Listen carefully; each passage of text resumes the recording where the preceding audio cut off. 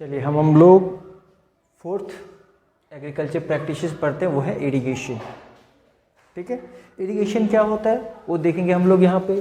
Y irrigation is essential and what precaution we should take care when we irrigate the crop field. Then irrigation is just supplying water और watering plant into the crop field. जहाँ पर भी crops लगा है वहाँ पे हमको पानी देना पड़ता है, एडिशनली सप्लाई करना पड़ता है। Why? Because we are dependent on rain. हम लोग किस पे डिपेंड हैं? रेन वाटर पे। And rain water is not frequent in our India, we are totally depend upon the monsoon. Therefore, rainwater does not provide right amount of water at right time. Therefore, it is essential for watering the crop field regularly, so that there will be good growth of the plant. Okay. Then what is irrigation? समझ में आ गया? Irrigation is the practice of supplying water to the crop field into the plant. Why it is essential? It is essential because our India agriculture depend on rain for irrigation, but irrigation is not frequent. Sometimes too much water, too much rain, and sometimes very little rain. Therefore, rain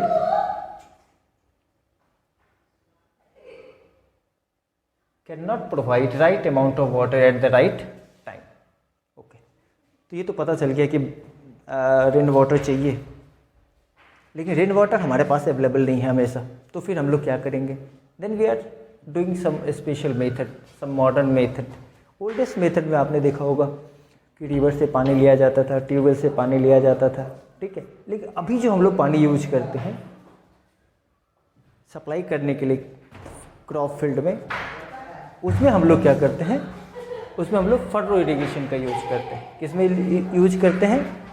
furrow irrigation का use करते हैं। ठीक है, furrow irrigation में क्या होता है कि वाटर इंटर्स होता है फील्ड में थ्रू टू चैनल्स। क्या बनाते हैं हम? चैनल्स बनाते हैं। क्या बनाते हैं? चैनल्स। ठीक है, एक रॉ दूसरे रॉ के बीच में गैप होता है, उसको चैनल बोलते हैं। हर रीजेस पे वहाँ पे क्या लगा हुआ रहता है? प्लांट लगा हुआ रहता है। ठीक है, वो आपने देखा हो खेत में बांध जैसा बना हुआ रहता है, और बांध के ऊपर क्या लगा रहता है?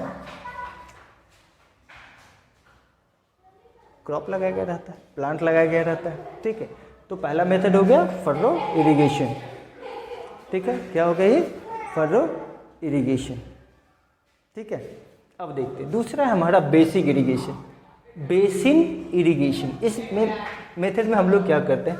सबसे आसान सा काम है, पूरे फील्ड को पानी से सबमर्ज कर दो। पूरे फील्ड को क्या कर देते? पानी से सबमर्ज कर देते, यानी पूरा फील्ड पानी से फ्लडेड हो जाता है। लेकिन ये अच्छा बात तो है नहीं, क्योंकि कुछ ऐसा प्लांट है जिसको पानी ज़्यादा चाहिए, कुछ ऐसा प्लांट है जिसको पानी कम चाहिए। तो ध्यान रखना पड़ेगा। ज़्यादातर ये पैडी के लिए सूटेबल होता है, क्योंकि पैडी को पानी ज़्यादा चाहिए होता है। अब हम लोग दो और मेथड यूज करते हैं जहाँ पे पानी का शॉर्टेज होता है। अगर हम पानी बचाना चाहते हैं तो हमारे पास दो मेथड है, ड्रिप इरिगेशन और स्प्रिंकल इरिगेशन। स्प्रिंकल इरिगेशन में हम लोग नोजल लगा देते हैं। क्या लगा देते हैं? नोजल। जैसे आप नहाने वक्त फव्वारा यूज करते हैं ना, वो सेम होता है, वो मेन पाइप में अटैच होता है, लेकिन वो फव्वारा रोटेट करता रहता है, जिसको नोजल बोलते हैं।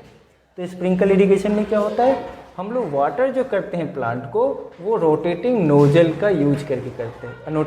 रोटेटिंग नोजल जो है पानी कैसे सप्लाई करता है? Just like the rain. किसकी तरफ पानी सप्लाई करता है? वो रेन की तरफ सप्लाई करता है। जैसे बारिश से पानी निकलता है वैसे ही नोजल से पानी निकलता है। लास्ट हमारे पास एक मेथड है, वो है ड्रिप इरिगेशन। वो वहाँ पे करते हैं, ठीक है, जहाँ पे अब ये देख लीजिए स्प्रिंकल इरिगेशन ज़्यादातर कहाँ होता था? जहाँ पे लैंड अनइवन रहता था, एक तरह का नहीं होता था, या जहाँ पे पानी इजीली अवेलेबल नहीं होता था। दो कंडीशन अगर क्वेश्चन आता है, when sprinkle irrigation is benefited, sprinkle irrigation is benefited where land is not even and there is not much supply of the water. अब है कौन सा? Drip irrigation. ड्रिप इरिगेशन में हम लोग क्या करते हैं? Watering the root of the plant drop by drop करते हैं, ठीक है। ठीक है, उसमें क्या होता है, रूट के साइड से, रूट के बगल से एक पाइप लेके जाता है, ठीक है, वो पाइप से पानी निकलता है, या हम लोग कोई बर्तन ले लेते हैं, उस बर्तन में पानी लेते हैं और इसमें जग से, मग से, जिससे भी होता है पानी हम लोग डालते थे। ड्रॉप बाय ड्रॉप जो पानी डालते हैं उसको हम लोग ड्रिप इरिगेशन से बोलते हैं। ये कहाँ जरूरी होता है, जहाँ पे बहुत ज़्यादा स्कार्सिटी है वाटर का, बहुत ज़्यादा स्कार्सिटी है वाटर को, तो आप कौन सा मेथड यूज करेंगे, ड्रिप इरिगेशन यूज करेंगे, ठीक है। ये ज़्यादातर हम लोग फ्रूट उगाने के लिए यूज करते हैं, वेजिटेबल के लिए करते हैं, या तो गार्डन के लिए यूज करते हैं। बट एक प्रिकॉशन रखना है इरिगेशन में, क्या प्रिकॉशन रखना है कि अगर मच अमाउंट ऑफ वाटर या very little amount of water अगर क्रॉप में मिलता है, तो ये दोनों क्या है, हार्मफुल है। Too much amount of water and little amount both is not a good practices for the crop production. Therefore we must control the amount of water supplying into the field. If too much amount of water given into the field, it damage the crop. ये crops को क्या कर देता है, damage कर देता है। और ये कंडीशन जो होता है, this condition is called water logging. It means if water is accumulated into the field, this condition is called water logging. ये water logging से नुकसान क्या होता है भाई, ये करता क्या है, it reduces the air space between the soil particle. अगर एयर स्पेस रिड्यूस हो जाएगा तो प्लांट क्या करेगा, प्लांट का रूट जो है वो आसानी से ब्रीथ नहीं करेगा, तो प्लांट का ग्रोथ क्या हो जाएगा, रुक जाएगा कि नहीं रुक जाएगा। तो प्लांट के ग्रोथ को सही ढंग से करना है तो वाटर लॉगिंग को अवॉइड करना है, वाटर लॉगिंग नहीं होना चाहिए, ठीक है। अगर वाटर लॉगिंग का तो पहला तो ये हो गया कि एयर स्पेस को रिड्यूस कर देता है, जिससे प्लांट ब्रीथ नहीं कर पाता। दूसरा, सॉल्ट जो है वो ज़्यादा हो जाता है किसमें, सॉइल के अंदर, तो क्या हो जाएगा, ये फर्टिलिटी को रिड्यूस कर देगा। क्या करेगा, फर्टिलिटी को रिड्यूस कर देगा। ध्यान रहेगा, एक बार रिकैप कर दे, what is irrigation. Irrigation is the method of supplying water to the field, crop field, okay. What are the different sources of the water? Tubewell, नल, रिवर, ठीक है। ओशन वाटर नहीं यूज करती क्योंकि वो सॉल्टी होता है, याद रखना। मॉडर्न मेथड क्या हो गया, फरो इरिगेशन, जिसमें हम लोग पानी चैनल के थ्रू देते हैं। बेसिन इरिगेशन में क्या होता है, पूरा फ्लडेड कर देते हैं। स्प्रिंकल इरिगेशन में क्या होता है, नोजल के थ्रू करते हैं, एकदम नोजल वर्ड याद रखना है। ड्रिप इरिगेशन में क्या करते हैं, ड्रॉप बाय ड्रॉप करते हैं, याद हो गया। तो इरिगेशन मेथड कंप्लीट होगा। इरिगेशन बहुत ज़रूरी है क्योंकि इससे वाटर को न्यूट्रिएंट्स डिजॉल्व करने में हेल्प मिलता है, और न्यूट्रिशन जब डिजॉल्व हो जाता है न्यूट्रिएंट, आसानी से एब्जॉर्ब किया जा सकता है प्लांट के द्वारा, ठीक है। अब हम लोग बढ़ते हैं आगे, वो टॉपिक हम लोग पढ़ेंगे क्रॉप प्रोटेक्शन। अब बात आती है क्रॉप को प्रोटेक्ट कैसे किया जाए। हमने इरिगेशन भी कर दिया, हमने मैन्योरिंग भी कर दिया, हमने सीड्स भी सही ढंग से डाले, हमने क्रॉप फील्ड को तैयार भी अच्छे से किया। अब हमारा जो नेक्स्ट स्टेप होगा, how can we protect our crops being damaged by other means और enemies, okay. Let us learn the more things and that the next practice is protection of the crops, okay. उस समय तक आप इसको फटाफट लिख लीजिए कॉपी के अंदर, ठीक है, क्योंकि ये रफ होकर फिर आपके सामने नया पेज के रूप में खुलेगा। स्क्रीनशॉट भी ले सकते हैं, इसको फटाफट स्क्रीनशॉट ले लीजिए।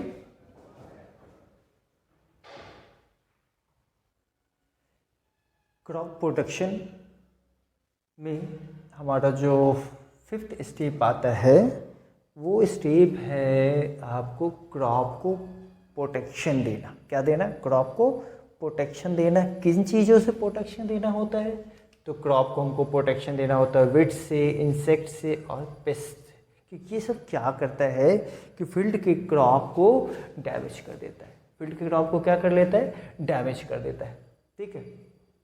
तो सबसे पहला बंदा कौन सा है, पहला एजेंट कौन सा है जो हमारे क्रॉप्स का दुश्मन है भाई, जिसे हमको प्रोटेक्ट करना हमारे क्रॉप्स को, that is the weeds.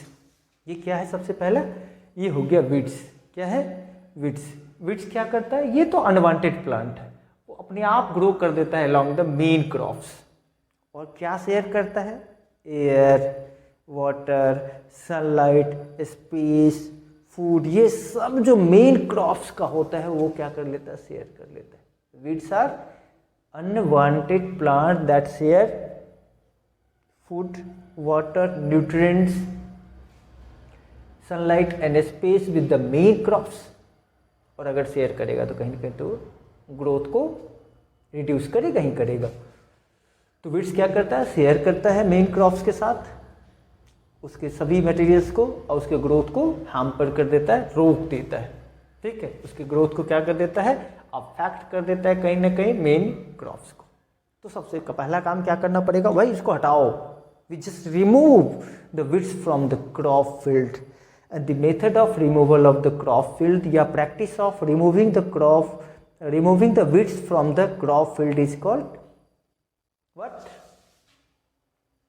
Weeding. उसको क्या बोलते हैं हम लोग, weeding. Weeding is the method of removing the weeds from the crops, but it should be taken care when we are removing the weeds from the field, crop field, we cannot damage the main crops.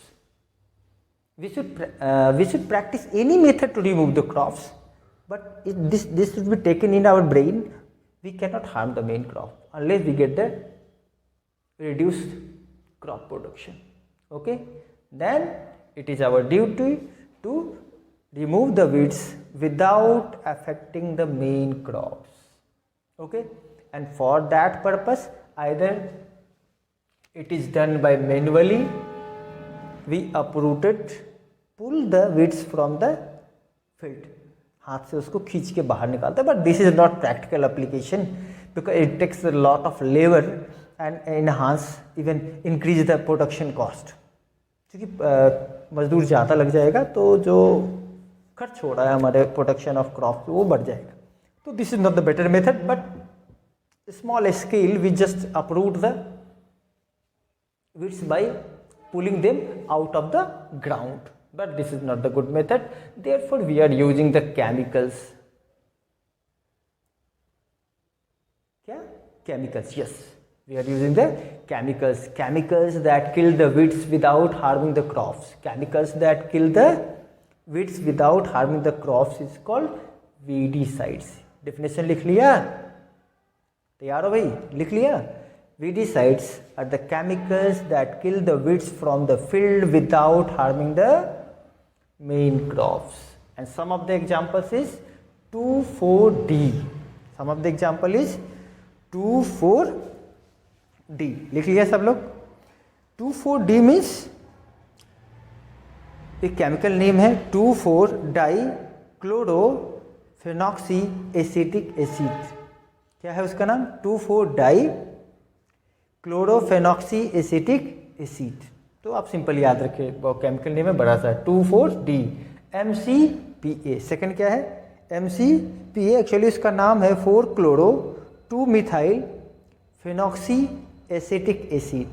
क्या नाम है, 4-क्लोरो-2-मिथाइल फेनॉक्सी acetic acid. क्या लग रहा है, नहीं याद रहेगा, कोई बात नहीं, आप इसको शॉर्ट में याद रखें, MCPA। एक और है बूटाक्लोर। क्या है, बूटाक्लोर। ये सब केमिकल्स हैं, वीडिसाइड्स बोलते हैं उसको, वीडिसाइड्स, ठीक है, that kill the weeds without harming the crops. ठीक है, वीड्स वैसे एक तो शेयर करता है प्लांट का अपना भोजन, प्लांट का जो कंपिटेंट है वो वीड्स क्या करता है, compete the main crops for water, sunlight and space.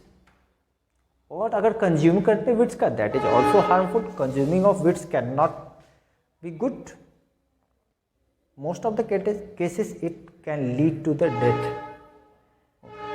Now there is another biological method. ये जो आप देख रहे हैं प्रिकली पियर, ये फतिंगा होता है, कीड़ा होता है। ये कीड़ा क्या करता है,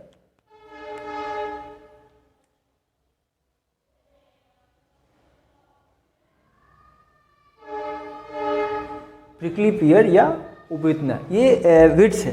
क्या है, ये विड्स है, जिसको ये कोकिनियल जो इंसेक्ट है वो खा लेता है। कोकिनियल इंसेक्ट क्या करता है, उसको खा लेता है उस वीड्स को।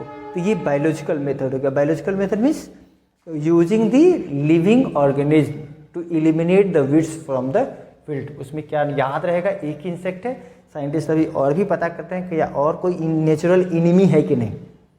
यानी बायोलॉजिकल मेथड में हम लोग नेचुरल इनिमी यूज करते हैं, केमिकल नहीं, नेचुरल इनिमी। एक क्या है, कोकेनियल इंसेक्ट, जो प्रिकली पियर जो क्रॉप में उगता है उसको वो बाहर निकाल देता है।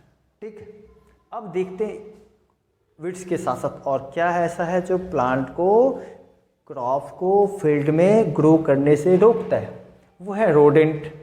Rodent are generally animals that eat the root of the plant और even stem of the plant और the leaf of the plant. भाई इसमें सबसे बड़ा नाम किसका, रैट का। चूहा खा जाता है, रूट को ही खा जाता है। ठीक है, rat eat the root of the plant and therefore plant can not grow and get damaged. इसके लिए हम लोग क्या यूज करते हैं, केमिकल यूज कर सकते हैं जिससे रैट वहाँ पे ना जाए। दूसरा क्या है, इंसेक्ट। ढेर सारा इंसेक्ट है जो प्लांट को क्या करता है, उसके लीव्स को या तो उसके स्टेम को या तो रूट को डैमेज करता है। जैसे एक है लोकस्ट, वो क्या करता है, शुगर केन के लीव्स को खा लेता है या तो वीट क्रॉप्स के खा लेता है। जो वीट का पत्ता होता है, लीव्स होता है उसको, या तो शुगर केन के पत्ते को खा लेता है। ठीक है, वो इंसेक्ट है, तो उससे बचने के लिए हम लोग इंसेक्टिसाइड का यूज कर सकते हैं, रोडेंटिसाइड का यूज कर सकते हैं, विडीसाइड का यूज अलग अलग करते हैं। यहाँ पे हम लोग रोडेंटिसाइड का यूज करेंगे।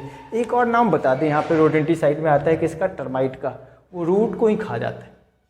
यानी ये जो आप देख रहे हो इंसेक्ट लोकस्ट, ये लीव्स को खाता है, और ये टर्माइट जो है वो किसको खा जाता है, रूट को खा जाता है। किसको खा जाता है, ये रूट को खा जाता है। ये किसको खा जाता है, लीव्स को खा जाता है। ये किसको, टर्माइट किसको खा जाता है, टर्माइट जो है वो रूट ऑफ द प्लांट को खा जाता है। अब इसके अलावा और भी दुश्मन है भाई जिसे बचाना है, वो है बैक्टीरिया, फंगी और virus. These causes diseases in the crop plant.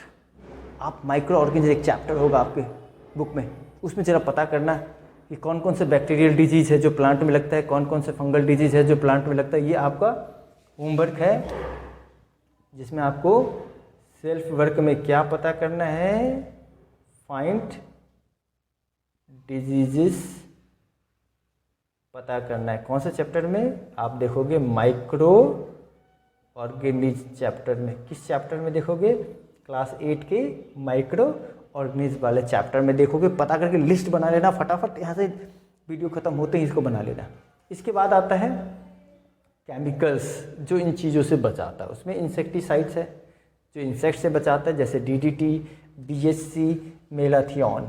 मेलाथियोन ये याद रखिएगा, कुछ नाम केमिकल्स का एग्जाम्स वगैरह में आएगा ऑब्जेक्टिव में। मेलाथियोन, DDT और BHC किसका नाम है, इंसेक्टिसाइड्स का।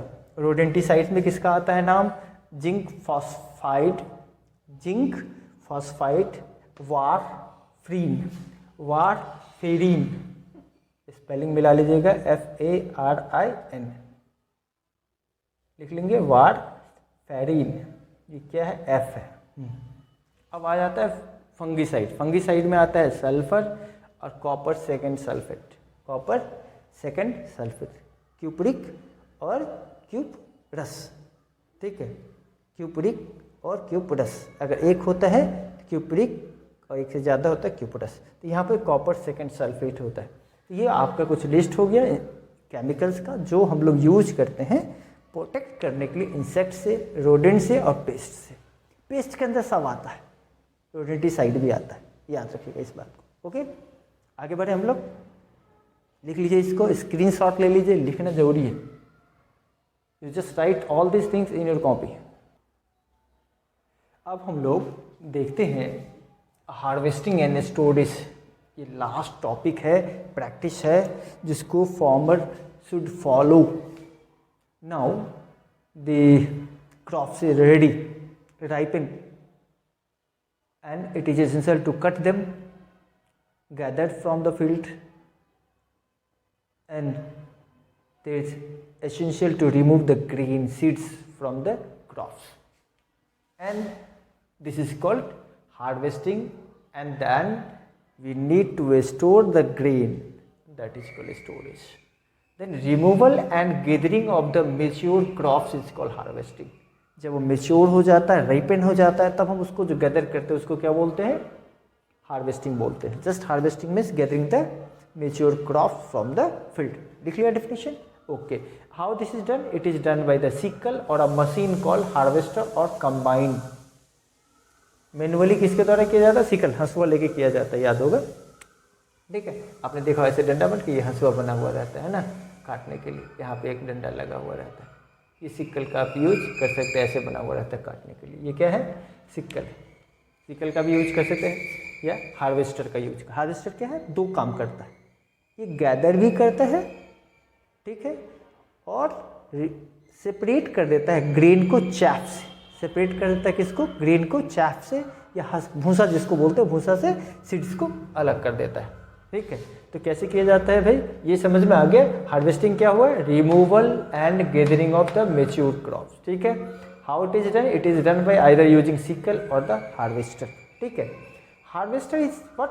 Harvester is a machine that harvest the grain as well as separate them out from the chaff. समझ में आ गया? ये मशीन है जो सीड्स को भी अलग कर देता है, किससे? चाप, मेन क्रॉप प्लांट से, एज वेल एज चाफ से भी अलग कर, भूसा से भी अलग कर देता है। अब ये आप देखेंगे, वो जो आप देख रहे हैं कि जिसमें मेन क्रॉप से सीड्स को अलग किया जाता है, that is called threshing. Process of separating grains, main grains को कहाँ से? कट क्रॉप्स में से बाहर निकाल देता है। उसके बाद हमारा काम होता है चाफ को किससे अलग कर देना? सीड्स से चाफ को अलग कर देना। ये पहले मैनुअली किया जाता है, जिसको हम लोग विनोइंग बोलते हैं। उसमें क्या किया जाता था कि वो सीड्स जो है जिसमें भूसा लगा, उसको बहुत ऊंचाई से हम लोग गिराते थे। तो हवा के प्रेशर के कारण, क्योंकि जो हस्क होता है वो लाइट वेटेड होता है, इसलिए वो ब्लो अवे हो जाता था, यानी उड़ के साइड में चला जाता था, और हैवी जो ग्रेन था वो एक जगह जमा हो जाता। इसको विनोइंग बोलते। बहुत पहले आप क्लास 6 में method of separating the mixture में विनोइंग पढ़े होंगे, जिसमें हम लोग क्या करते हैं, हवा के प्रेशर के कारण वो हस्क जो लाइट वेट का होता है वो अलग हो जाता है, और हैवी वेट का ग्रेन एक जगह जमा हो जाता है। अब जब अपने को मिल गया ग्रेन, ग्रेन अपने को कलेक्ट हो गया फील्ड से, अब ये सबसे बड़ा वाइटल है कि how can we store the grain so that it is available for whole the countries and even to us, है ना। अब मार्केट में इसको बेचना भी है। इसके लिए स्टोरेज के लिए क्या ध्यान रखना है? स्टोरेज के लिए सबसे पहला हम लोग उसको ड्राई करते हैं, सन में सुखाते हैं। धूप में क्या करते हैं? सुखाते हैं, जिससे उसके अंदर जो मॉइस्चर रहता है वो निकल जाता है, क्योंकि मॉइस्चर अगर है तो उसमें फंगस लग जाएगा, ठीक है। तो मॉइस्चर रिमूव करने के लिए उसको क्या करते हैं? ड्राई करते हैं। उसके बाद उस ग्रेन्स को बड़े बड़े बैग्स में, जूट बैग में, जिसको गनी बैग्स भी बोलते हैं, उसमें रखा जाता है। कहाँ पे? उस गोदाउन में, वो रूम में जहाँ वेल वेंटिलेशन हो, हवा आसानी से आ रही हो और धूप भी आ रही हो, कि ये दोनों रहेगा तो इंसेक्ट और पेट्स उसको खराब कर सकता है, ठीक है। तो स्टोरेज कैसे करते हैं? At first step is drying them into the sun and then it is stored in gunny bags. उसको बड़े बड़े थैला में करते हैं। उसको स्टोर कहाँ करते हैं? वेल वेंटिलेशन गोडाउन में करते हैं। और बैग्स में बहुत बार हम लोग स्प्रे कर देते हैं केमिकल्स, इंसेक्टिसाइड, पेस्टिसाइड, जिससे कि इंसेक्ट और पेट्स उसको नुकसान ना करे जब आप स्टोर कर रहे होते हैं गोडाउन में। बट यहाँ पर एक बात है, जो हम लोग ग्रेन्स उगाते हैं, हम सेल कर देते हैं आइदर द गवर्नमेंट और in the market. And government को जो आप सेल करते हैं वो तो ह्यूमन यूज के लिए भी वो सेल करती है, और कुछ एक्स्ट्रा ग्रीन वो स्टोर करके रखती है। मेंटेन अ बफर स्टॉक उसको बोलते हैं। Maintain the large amount of food grains.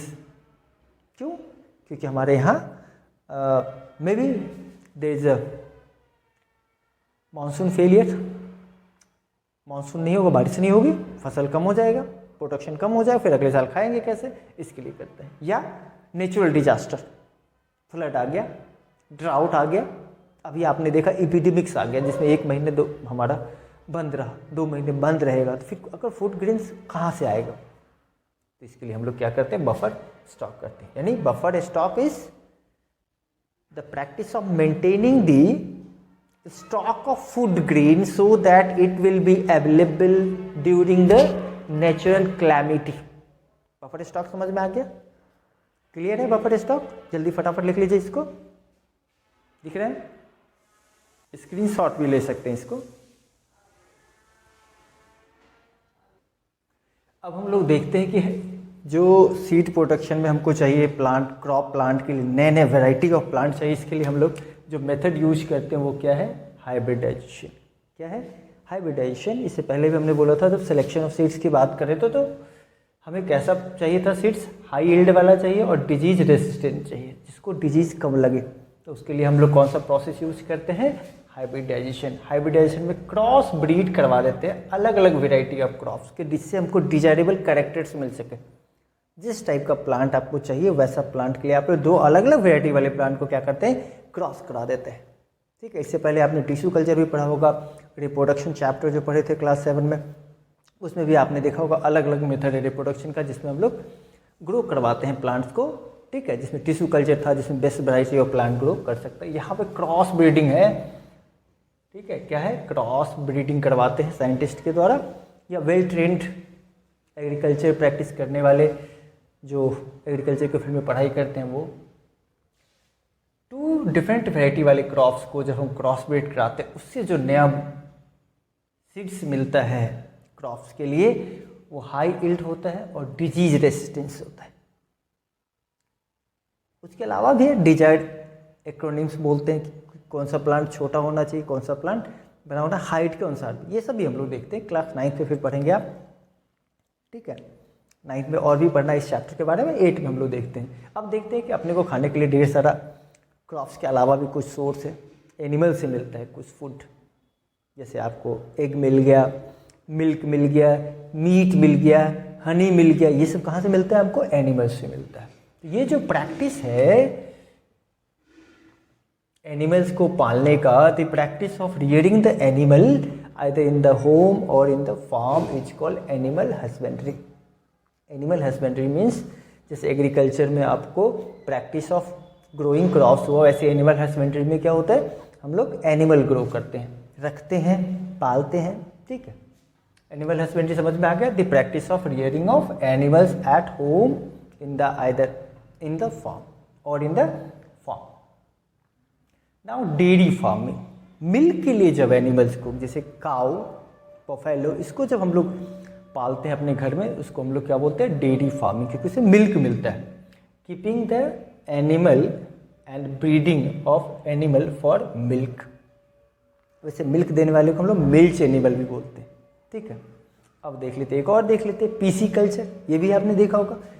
PC culture क्या होता है भाई, उसमें हम लोग फिश को करते हैं, फिश फार्म बनाते हैं, है ना, जहाँ पे फिश को हम लोग पॉन्ड में, तालाब में उसको पालते हैं और फिर बेचते हैं।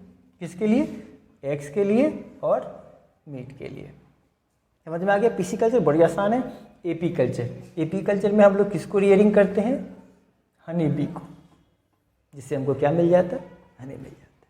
क्लियर है। Now you have to go through the books and read the lessons carefully line by line and try to answer the questions.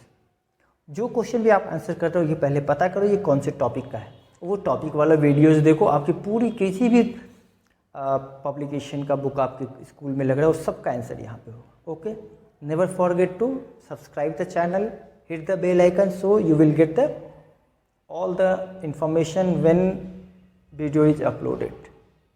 Okay, keep safe, maintain lockdown, never forget to learn. Okay, bye, thank you for learning. इसका screenshot ले लीजिए आप।